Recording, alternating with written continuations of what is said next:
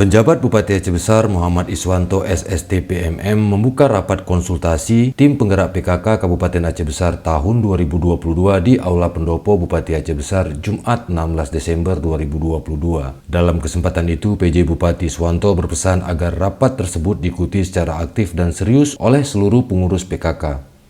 Ia berharap dengan diadakannya rapat konsultasi ini akan banyak lahir gagasan dan program positif untuk pembangunan masyarakat dan meminta kepada seluruh pengurus untuk bisa membangun sinergitas agar 10 program pokok PKK dapat dijalankan dengan baik di Aceh Besar.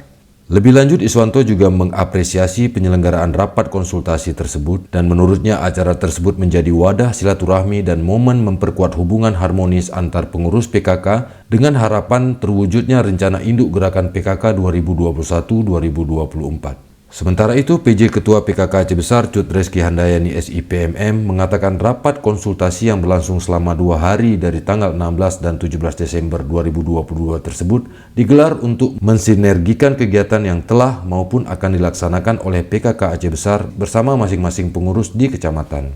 Cut Reski mengatakan saat ini PKK Aceh Besar fokus terhadap 2 isu kesehatan yang penting untuk segera ditangani di tengah masyarakat, yakni pencegahan stunting dan imunisasi polio. Dalam sambutannya, ia juga menitipkan program-program yang dapat membantu dan mempercepat penurunan stunting dan meminta semua pengurus untuk bekerja mensosialisasikan pencegahan stunting dan menyukseskan vaksin polio bagi seluruh anak di Kabupaten Aceh Besar.